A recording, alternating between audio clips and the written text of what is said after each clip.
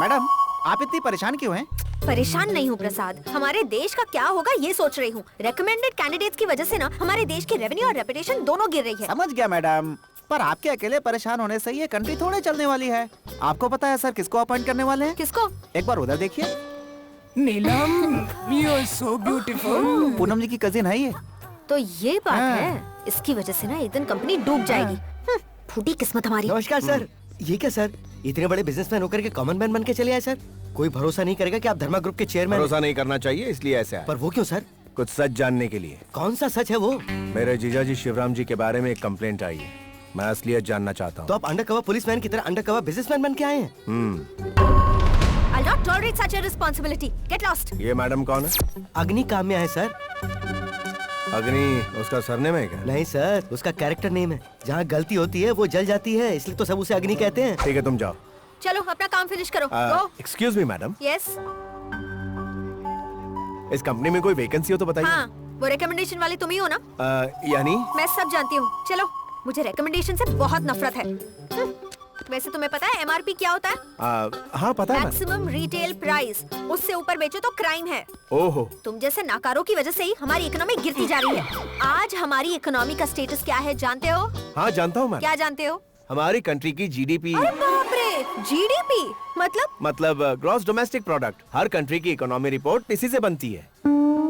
अच्छा, वैसे GDP MRP से काम नहीं चलेगा, डिटेल में बताओ। चलो। हमारी कंट्री की GDP rate 7th in the world है। जीडीपी ग्रोथ 7% है। हमारी कंट्री की मेन इंडस्ट्रीज हैं software, petroleum products, chemicals, pharmaceuticals, agriculture, textiles, steels, transportation, leather, cement. और हमारी मर्चेंडाइज एक्सपोर्ट्स $313.2 मिलियन हैं। सर्विस एक्सपोर्ट्स हैं $150 बिलियन।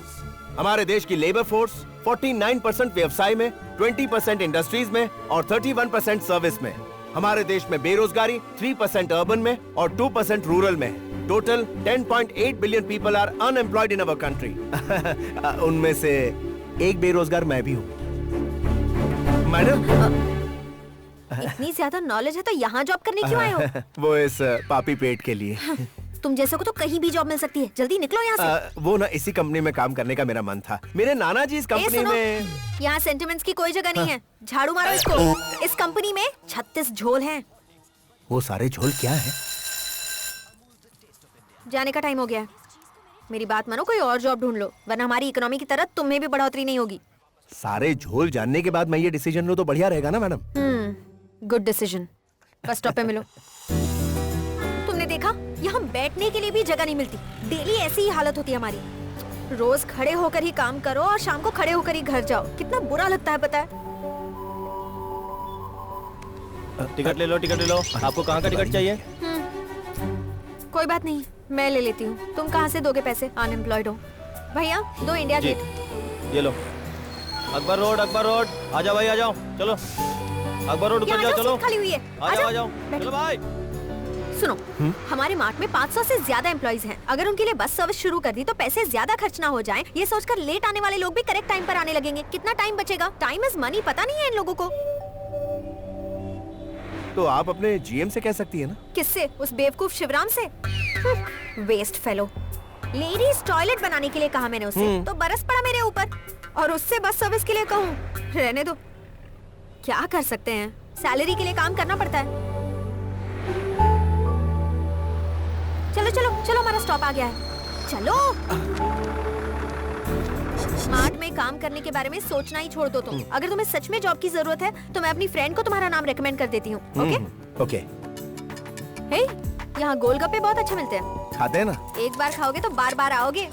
किशन जी, 2 गोलगप्पे। लगता है आप यहाँ रेगुलर आती हैं। कैसे लगे गोलगप्पे? हाँ अच्छे थे। हमारी मुंबई में तो और अच्छे मिलते हैं, बस वहाँ पानी पूरी कहते हैं और यहाँ गोलगप्पे। ये देखो मेरे चाचा जी का घर। वैसे तुमने डिसाइड क्या किया? वो मैं। हे काम्या। हाय। ये कौन है? मेरा बॉडीगार्ड है। सुनो, इस एरिया में मुझसे बहुत लोग फ्लर्ट करते हैं, इसलिए थोड़ी सी सिक्योरिटी रहेगी, इसलिए तुम्हें साथ ले आई। सीरियसली मत लेना ऐसे। Okay, so she is my cousin Shruti and hello. तुम्हारा नाम क्या है? मेरा नाम चंद्रशेखर। चंदू। चंदू। हाय, नाइस मीटिंग यू। बहुत हो गया। हाँ चलो।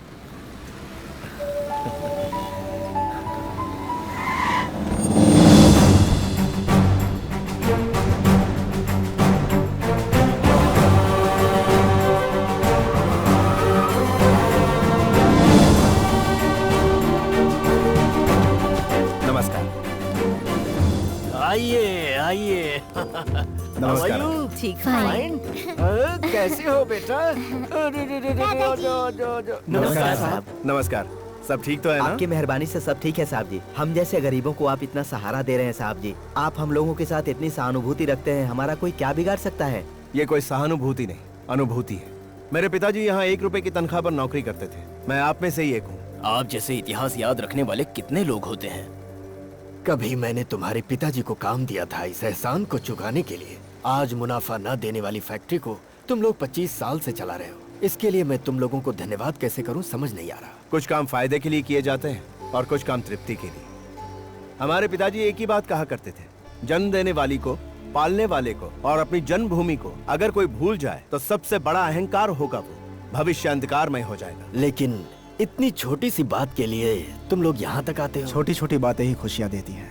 आपने हमारी फैमिली की कितनी मदद की है वो हम जानते हैं। ऐसा नहीं है बेटा, उस दौरान तुम लोगों का वक्त बुरा था। बुरा वक्त तो कईयों का होता है, जरूरी होता है उसे सही करना। हमारे लिए आपने वही किया। आप अपने हाथ से हमें सैलरी दीजिए। आ जाओ सब आ जाओ, जल्दी जल्दी आ जाओ, जल्दी आ जाओ। तुम्हारे पिताजी मेरे यहाँ काम किया करते थे और मुझसे सैलरी लेते थे, और तुम लोग हम लोगों को काम देकर सैलरी लेते हो।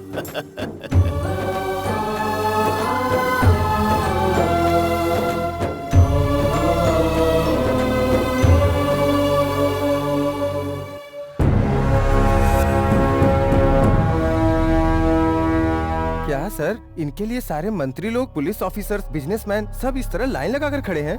इनका नाम है महिमा राय। इनके नाम में ही महिमा है। ये जिन पर अपना हाथ रख देती हैं, टिकट उन्हीं को मिलती है। प्रधानमंत्री ने प्रधानमंत्री बनने के लिए इन्हीं से आशीर्वाद लिया था। ये सिंगल हैंडेडली दिल्ली को हैंडल करती हैं।